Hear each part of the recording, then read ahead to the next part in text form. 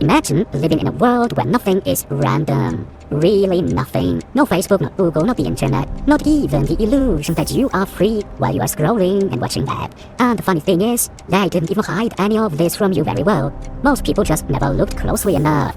Take Facebook for example. Many people think it was just a student project, a few nerds, a dorm room, some code. In reality, Facebook was launched as a revival of a failed DARPA project called LifeLog, a US military project that was supposed to record everything about you, your social life, your relationships, your thoughts, your habits. LifeLog was officially discontinued, and shortly after, Facebook appeared. Same idea, different packaging. And the same man who revived other failed DARPA surveillance program, Total Information Awareness, one of the most morbid surveillance concepts in US history, also helped build Palantir. This program was too crazy even for the media and civil rights groups in the early 2000s. So it wasn't abolished, it was privatized. Palantir, thanks for that to Peter Thiel, co-founder of PayPal. And if you think this is an isolated case, take a look at Google. There is a detailed article by Nafez Ahmed at InSearch Intelligence. The title is pretty clear: How the CIA Made Google. Many of these giant tech companies have one thing in common. They all started with intelligence agencies. If you go back to the origins of the CIA, even former deputy directors openly say that the CIA was a Wall Street project from the start. Wall Street lawyers, Wall Street bankers, since its founding. There has been a revolving door between the CIA and Wall Street. To this day, you can actually think of the CIA as a public-private enterprise, officially a security agency, de facto often the secret police of Wall Street. The first cops clearly demonstrate this: Guatemala, United Fruit, a US multinational corporation, Iran under American oil stealer 1973, Cooper, Western mining companies that saw their profits threatened. Nationalization was the trigger. The CIA arrived, government fell, it was symbiotic, and it remains to this day.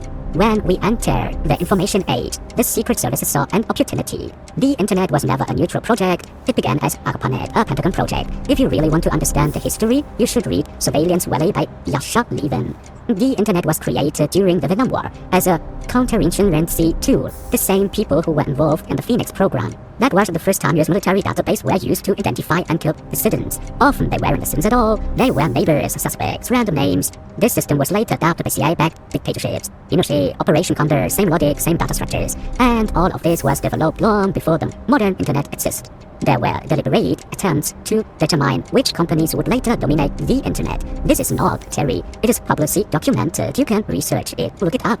Palantir received money from In-Q-Tel, the CIA's venture capital arm, close corporation originating at PayPal, Oracle. Before Oracle, Larry Ellison worked on a CIA database project called Oracle. That is literally the foundation of today's corporation. This symbiosis has existed for decades. Without venture capital, it would not have worked. That's why the CIA founded In-Q-Tel, to control Silicon Valley, to be the kingmaker.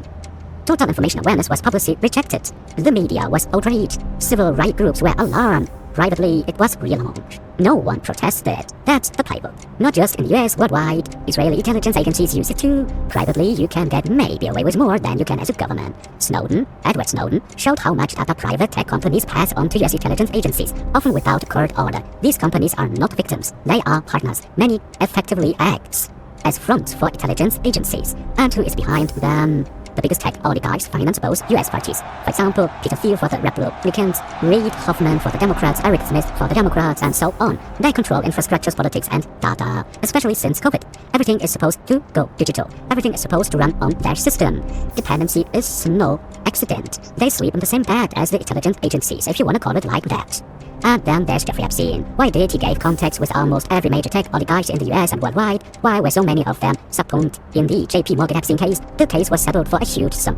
And then there was silence. No one asked any more questions. When it comes to the dollar, things get brutal. The petrodollar will be defended with war if necessary. Millions of deaths. Iraq, Saddam Hussein began selling oil in euros. More profit, a dangerous signal for OPEC countries. Libya, Gaddafi wanted gold-backed dinar for Africa, away from the dollar. Result, regime change. Libya went from being the safest country in Africa to the most dangerous. Refugee crisis in Europe. Collateral damage, we call it, right? The US goes to extreme lengths to protect the dollar, so it's naive to believe that they would stand idly by and watch as the world de-dollarized. The transition to a post-oil world was foreseeable. A new system was necessary. Dollarization already existed. Ecuador, El Salvador lose our financial sovereignty, dependence on the Feds. Stable coins are the new version. They appear to be private, but they are directly linked to the US treasury system. Same control, different packaging. Companies like Xapo, Subtle Logic, and the ever-supervisory board full of former finance ministers, Steve Mnuchin, Howard Lutnick, Cantor Fitzgerald, people who helped build the treasure system, plus the Rohatyn Group, named after Nick Rohatyn, architect of Latin American debt police in the 1980s. Massive profits, massive debt crisis. Why are these people in satellite companies? Why are they popping up everywhere? Paper stablecoins, PUSD, the paper mafia is everywhere. Peddlers doing it the other way around. First stablecoin, then supports, then brainwashing. Elon Musk is making brain chips. Satellites buying Twitter for user data, wants to turn it into a bank, into half of the financial system. Coincidence? Of course not. Musk is a PayPal co-founder. Countries like Argentina have been under economic attack for decades. Since the 1970s, military dictatorship, insane financial policy, neoliberal catastrophe in the 1990s, and the economic collapse in 21. EMF, debt for land, debt for resources, a gigantic laundering of resources, systematic. The architects of this crisis are well known. Latin America was chained by debt to the US transnational interest. Wall Street banks. This did not happen by chance. Argentina is no accident. Corruption is open. Politicians hide nothing. It is grotesque. Yes, stablecoins seem like a solution, but the crisis was created. And the same people are now offering the solution. Bitcoin influencers talk about freedom, about evil central banks, and take money from Tether. Use the dollar to spin to Bitcoin, and at the same time say fiat is evil, central banks are evil, and work with exactly the system. So what? Who created BTC? No one knows. Maybe DARPA? That's not a contradiction, that's the point. And if that seems strange to you, that's good. Then you're finally starting to take a closer look. It's crazy to think you can always do the same thing, and something will change.